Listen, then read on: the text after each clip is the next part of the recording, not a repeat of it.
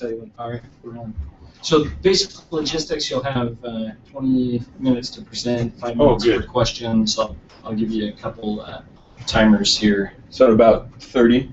Yeah, or just look at. Okay, cool. All right. Floor is yours. Great. Well, we're going to talk today about our Capstone project, which has been building an app called the Card Table. We like to say that the Card Table is not a card game, but rather every card game. This is how we're explaining it to people when they ask us what it is.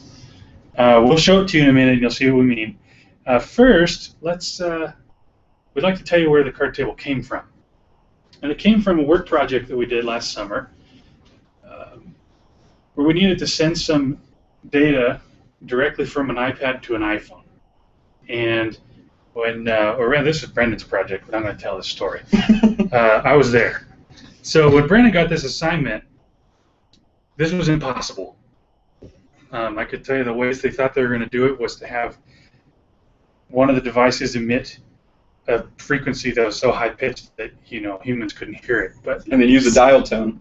Yeah, to encode bytes. So it was impossible.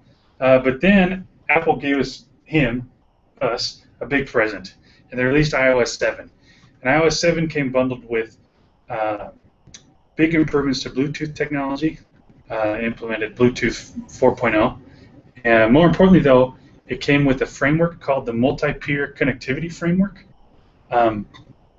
And that's what powers the app. It allows for this direct peer-to-peer communication between iOS devices now. So why not just use the local area network that you're currently connected to and just exchange TCP/IP? I'm previous. I'm not saying for Card Table, but why wasn't that? It was in a setting where people would be. They weren't usually there. They would just come and visit. Also, if you don't have a network.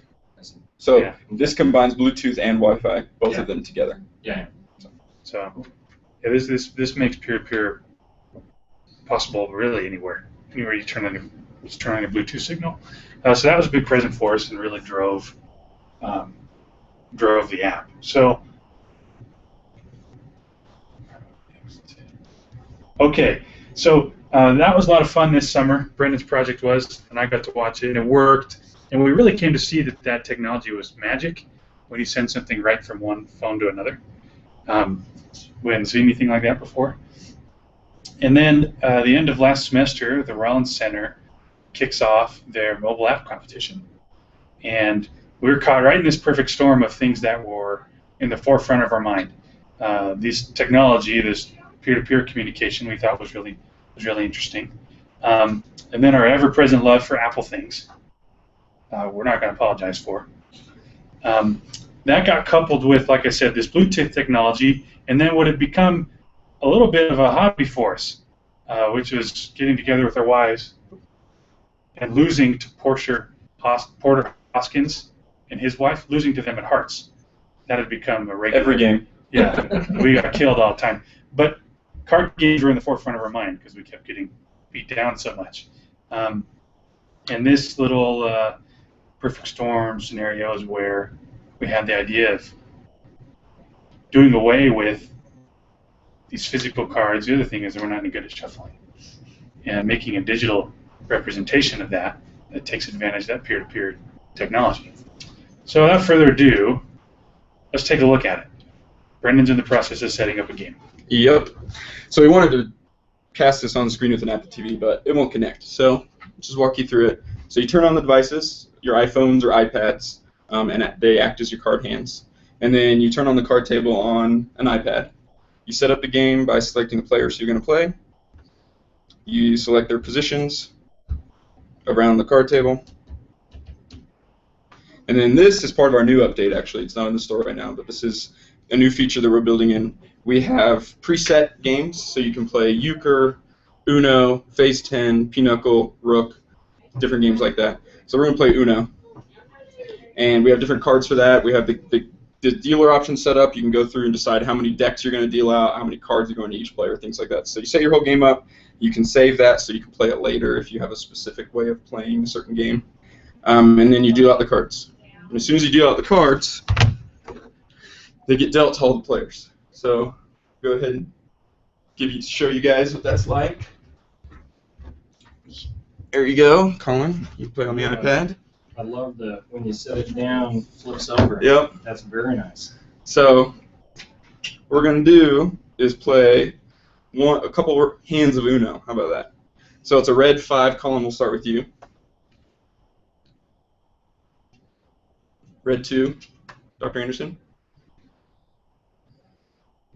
Slide it up to the top. Just tapping it. Yeah. Red 9. Bam! Draw 2. So now what phone are you using? Mine. So now I just draw to the top. Can we double down? It gets passed to you. So that's the basic. Oh, draw 2. For me. Double down. And then on to you. House rules, you would have been drawing 4. So reverse. So We're on 6. so you see the concept. It's really magical. Almost every time we demo it to someone that hasn't seen it before, they're always so excited by how fast those cards come in, and it's just magical. It's back and forth. There's usually no lag time. It's intuitive. It's all about dragging and dropping. And so we've had a lot of great feedback from this, and we have a lot of great people that really want to have more features and give us more suggestions. So for instance here, illegal rule for this particular game was laid down. Can we draw those off the deck back to the person or something? Yeah, Yep. let him play around with the iPad too. So the cool thing is, like we said before, it's not a card game, it's every card game. And so Slow down. Bam, winner. you didn't call Uno, draw 2. So Sending him back. there's no rules in Fort. As you can see, we didn't build any game logic into it, and that is so that you can have the freedom to play whatever you want. So it's like being given a deck of cards, just like you would a card table, and you play however you want. And this is one of the only app out there that gives you the functionality that this has, Do you guys as far as call it card Uno? games go. What'd you say? Call it Uno? Right now we do in development, but we'll Okay. probably call something else I because was it's gonna say, you trademarked. should be careful with that. Yeah, Rook's trademarked as well. Phase 10. Phase 10. Right now that's what we're calling it in development, but we'll change it probably for release. I figured as much. I was just curious. So we have 3 different kinds of decks. We have different card arrangements, different game arrangements, and that's where we're going right now. The next step is to build in-app purchases. So one of the decisions we made, design decisions we made at the very beginning, is we don't want to charge for features. We'd rather charge for customization. And so every feature that we build, we're going to build it for free. But the way we plan to make money is allowing for customization. So What does that mean? So users buying different card backs, personalizing, uploading their own photos to the back of the cards.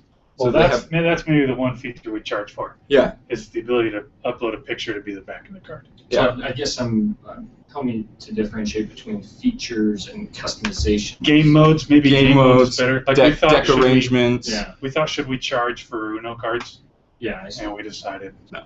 rather not. So what we'll do is we'll charge for just design enhancements. And we've seen different apps in different industries that's really successful. Like a lot of Steam games, a lot of their money is made from just selling hats, virtual hats in the game to play with, and that's where they make a lot of their money. So that's where we're going to kind of copy that model going forward. So that's a demo. Yeah. So what are people saying? They love it. Most of the people that we're listening to love it. So that's one of the, actually we'll talk about in the lessons learned. There's varying degrees of just excitement, but then there's also varying degrees of just, this is crap. I hate this. I can't see the point of this, but we'll talk about that. Before we get on, Brendan, will you discuss tech that's in their development process with the porter? Yeah. I think that's now better than later. So the way we did this is we have a 3-person team that built this app. And even though we see each other a lot, we can step on each other's toes. 3 people in a development project can get pretty heavy. So we use Git for our subversion. We use Trello for our feature and our backlog, our feature list and our backlog. And that seemed to work really well. So we would meet about really once a week and have a discussion about where we want to go forward. We would set up our sprints, and we'd set them up on Trello and exactly how we wanted to do them, and we'd assign them out to people. And we'd go, that's how we worked through the development process. And that turned out really well. We were able to get a lot of features done very quickly with minimal communication. We didn't really have any problems with saving over each other's things. We didn't have any problems breaking the app, building in bugs that we didn't mean to do. So that worked really well, and we were able to get it done in 2 months, the first version, and then since then we've had, with a lot of practice coming through, we've had 2 version releases since. About, we didn't know whether we should just put this out there or ask you if you're interested. Do you want to hear about how the multi-peer connectivity works, like nuts and bolts, or maybe like a 30,000 foot? Yeah. Okay. So the way it works is that one of your devices, so in multi-peer connectivity, you have what's called an advertiser and a browser, and the advertiser is the one that's putting out its unique ID saying this is who I am, this is the information I have, and then the browsers around look for that advertiser and they know what they're looking for, and as soon as they find that advertiser, they send a request to connect, and then if you have the right ID from your browser and your advertiser knows that ID, then it makes an automatic connection. So there's no manual pairing, it just happens under the hood. And so for your app, you have some sort of seed string or something like that saying this is what the advertiser This is the card table ID seed string that we put in, and the iPad acts as the advertiser, and then the iPhones are the browsers. And how does the message exchange happen between the two then? Let's say when you're sending cards, you already established this connection. You have the between connection, phone and you send messages, and what's cool is you can send any data you want. So you can send, they recommend you don't do videos because obviously it takes a lot, but you can send images, you can send what's in Objective-C, it's just NS data, so you just send any data string that you want and then convert it over, serialize it on the other end. And so are you simply sending strings of the cards? No. And then No. this is my favorite part. It's just bits. It's just bits. So you just say, well, everything's bits, but I mean, So you have one long string to represent the deck or something. And exactly, and then it says, we just gave you a black 8.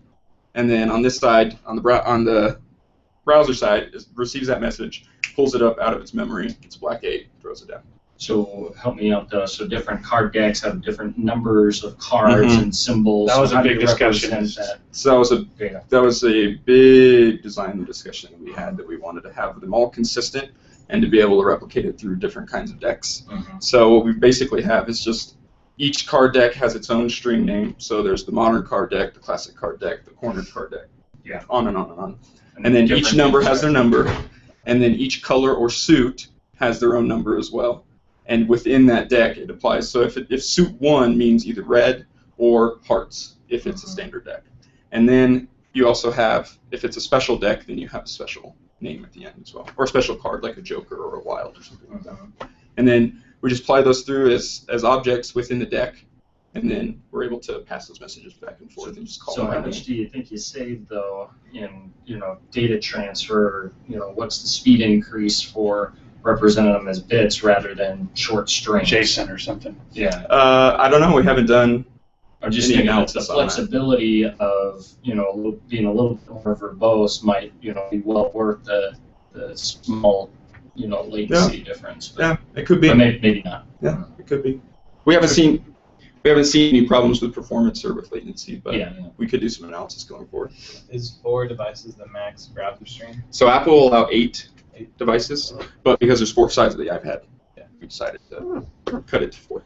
But we've had some requests to increase it, so we might have some discussions that way. Is that a hardware limitation, or could iOS 7.2 or whatever? I guess iOS 8 is supposed to be announced in a couple of weeks. I think it was just a design decision by Apple. I don't know if it was a hardware decision, or I don't know. It'd be pretty sweet to get like an epic game of Uno. Like at Thanksgiving, my family, there's probably like 20 people playing one game of Uno. Yeah. The mega Uno deck. You use 4 decks. Yeah. Interesting. Yep. Where those house rules come from. So that's the technology under the hood. All right, so moving on, let's get back to the story of what we've been up to this semester. So, mobile app competition went well. We took first prize. Awesome. And that was really validating. By a long shot, in our minds. There were some good entries. There were some good ones.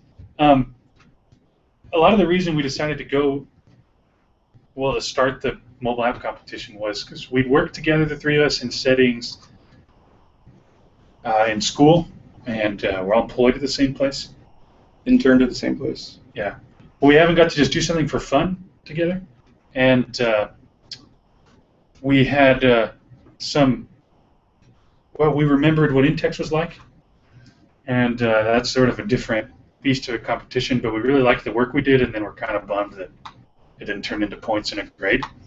So we said, maybe this is our chance to redeem ourselves. And we knew we could do a good job of blending all the different criteria in, which was tackling an interesting engineering problem, so that's using this new technology, producing good user experience and design, and that this was something that would actually have some, like a potential business opportunity.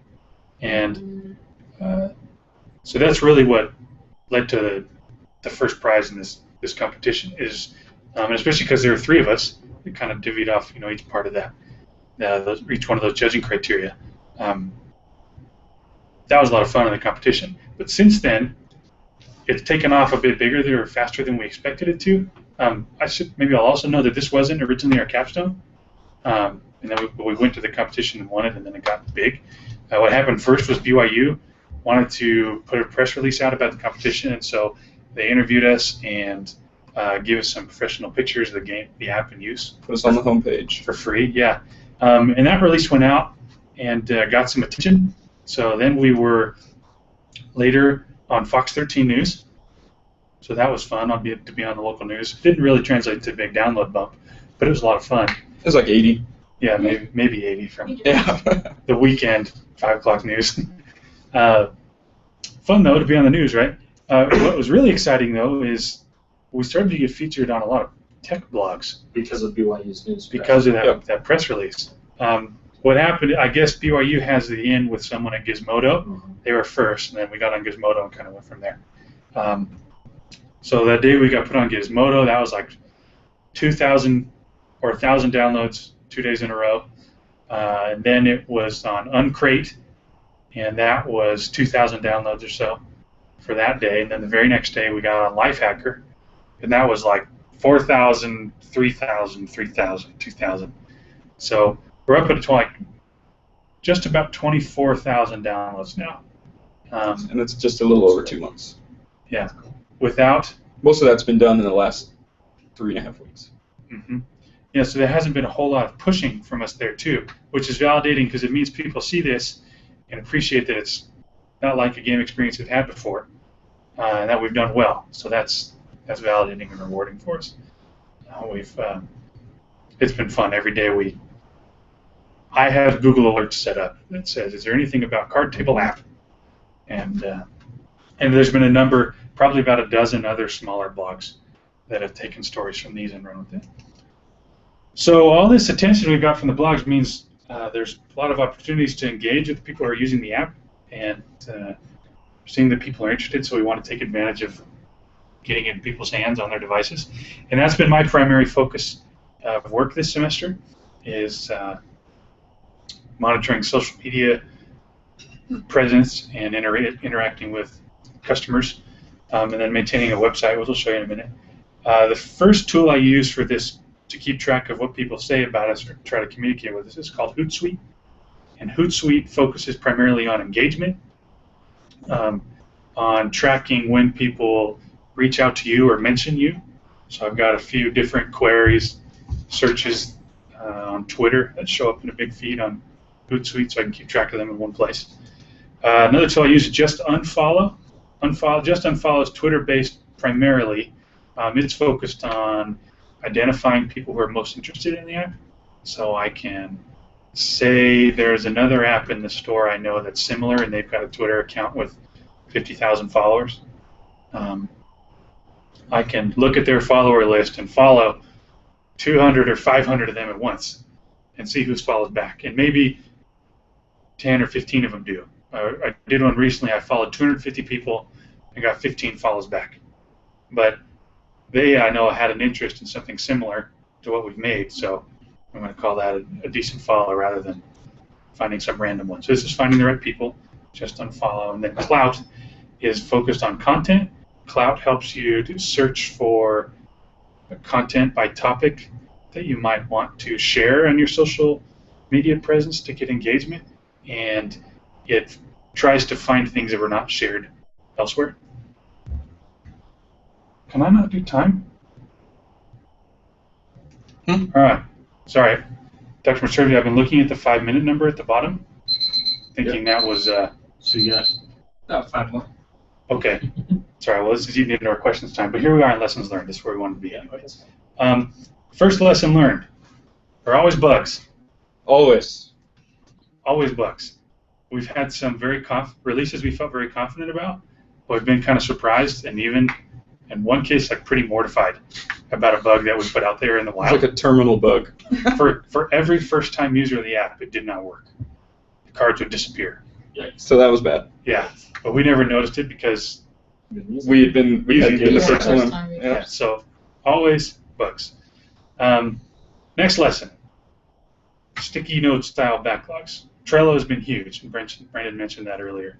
We've been able to, like we say, we plan our sprints around the content we have on Trello, but throughout this whole semester, when we think of something or we find a bug, make a card for it in Trello, and we'll get to it the next time we're planning.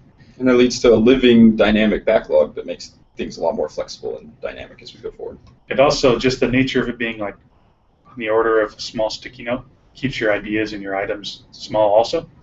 That's been helpful too. We learned that from Ernie. Yes, thanks, Ernie. Number 3, listen to users. And this has been, I've done a lot of this here. I've probably interacted in email with 100 different people who have responded with some concern or a hey, congratulations, or a question, or bug, or telling us we stink. Or I hate you. Yeah.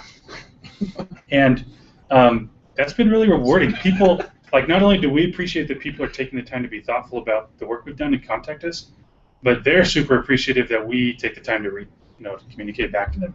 So a lot of ideas that have become important parts of the app now, we've got people who've used it and talked to us. Yep. Tell me a little bit more about, kind of the importance of the relationship in a mobile app rather than the software itself, rather the anticipation of the features that will be coming down the pipe. Have you noticed that your users demand this relationship with you rather than just the product itself? I would say was one of the most surprising things, is to see how engaged people got with this pretty quickly. We would have people write 3, 4, 5, 6 emails in a row to Todd, converse with him all night long just because they're interested in this app. They'd leave a comment on the blog, leave us a review, and email Todd. Just this random app that they found it so important that they wanted to engage and give us suggestions and ask for help. And that was really surprising. Really surprising. We find we've touched a user group too that this is a big hobby to them, playing cards. They have some games that they love and their family loves. And so a tool to do that touches their heart more and they care more about that. So the thing we get contacted the most about is euchre. I didn't know there were so many euchre players. I didn't know what euchre was. I don't know. That's probably been our biggest feature request. It's a game where you use a 32 card deck. That's all we know, and people are crazy about it. So we built it into this release. Thanks, users. Awesome. Yeah. Awesome. Let's see. Next, we can't please everyone. We touched on this sooner. We think this is really cool, but we've recently got a handful of reviews that say, I don't understand how to use it. It doesn't make any sense. Or, why doesn't it work for Android? One person called it Because Sucky McSuckerton. the only thing worse than this app is this app. Yeah. So Why even leave that review? We don't comment on that Lifehacker article. Like, the very first comment was like, this app did this 2 years ago and it does better. And it doesn't even work. And I was Well, like, it works, but it's too hard to use, and it's a ripoff. Well, yeah, whatever. So You can't please everyone. You just can't. That's one of the things we learned at our internship this summer, is saying no 1,000 times is just as important as saying yes, right? So there's a lot of things people ask for that you just can't do. We just can't build this on Android. It just doesn't work. So. Let's see. Another one. Whenever we should not get too attached to estimates, we have both guessed long and guessed short on how long it would take us to get things done. Recently, we guessed too long. We thought our next release wouldn't be out until beginning of May, but we burned through it. We're smarter than we thought. So we learned not to get too attached, just to use those as a flashlight just to see a little ways ahead. And lastly, there's a lot of power in is and is not. With all these feature requests pouring in, we felt sort of jerked this way and that way. And I mean, there are literally a billion combinations of card games that you could do. There are a ton of things you could do with this app. But So we've had to be real careful to pare it back. And lastly, most importantly, we learned that we can do something cool. We can build something cool. We're pleased that we have awareness enough of people who use it to treat them well. And so overall, it's been a really rewarding project and a rewarding semester. Yeah, definitely the most real-world experience, you could say, that I've had in school so far, by far. And it's been an awesome experience and taught us a lot going forward. We'll be able to apply this to a lot of our different projects and things that we try in life. So it's been really great. Where does it go from here in light of your employment? We don't really know. Okay. We're pretty sure they'll be nice. Yeah. We talked to a lot of people there that have their own things in the store that were pre-existing prior to their employment. So if we go there and we sign the little legal documents that say our inventions and things that we have, they let you update apps and they let you kind of stay in contact with your customers, but we'll see how it goes. And luckily we have one person in our team he's coming back to school, so he's got 2 more years. So offload it to... Yeah, he'll be able to do a lot of it. Porter's going Silent back. partners. Yeah, Porter, he's not done with school by a long shot. As we've been telling him, so turns out he was really a sophomore when he was in the junior corps. So he was going to be. And then he took a behind semester anyway. off. So he's got a while. And his history will be archived on the Oh, I didn't realize what this feed's going to. Everyone knows Porter. So that's our app. Thank you, guys. Very good.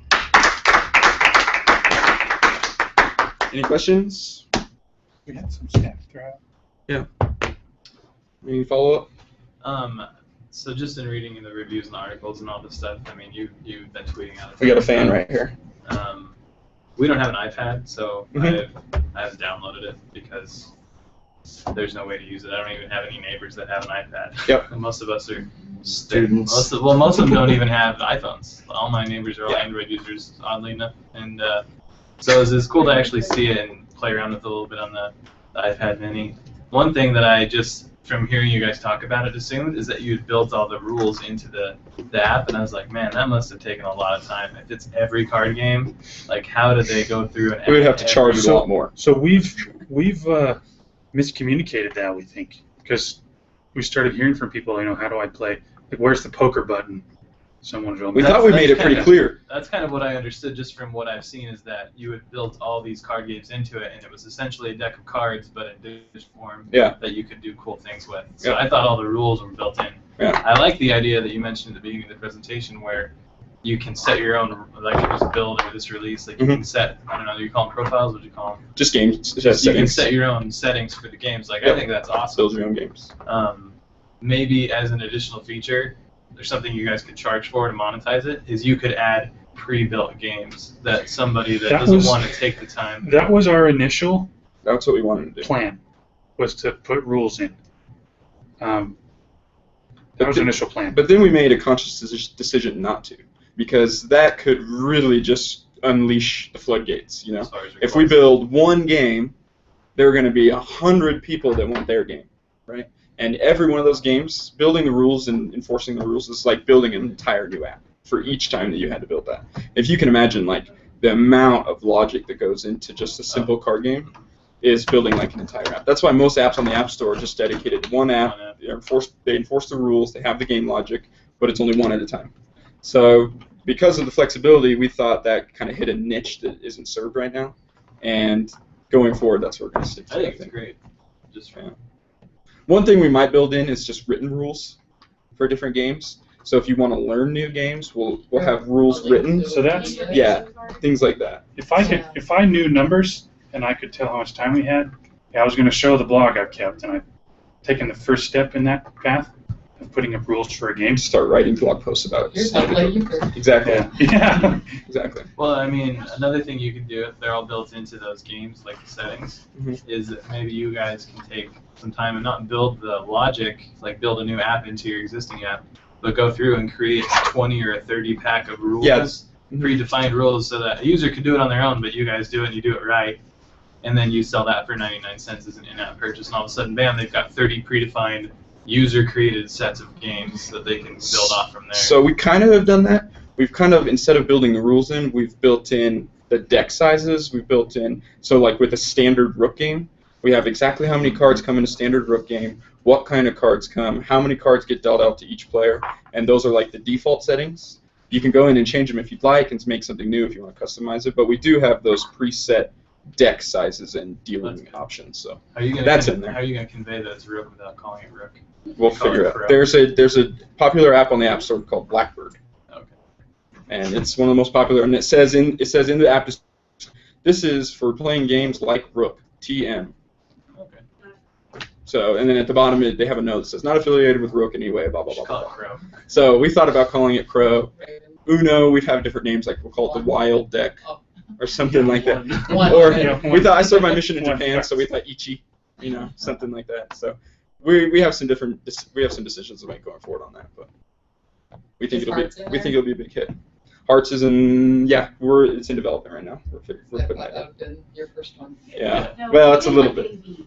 Yeah. What else do we need to do for Hearts? We just have to the preset settings, how many cards to deal to each player. Oh, I see. That's it. Yep. All right, very good. All right.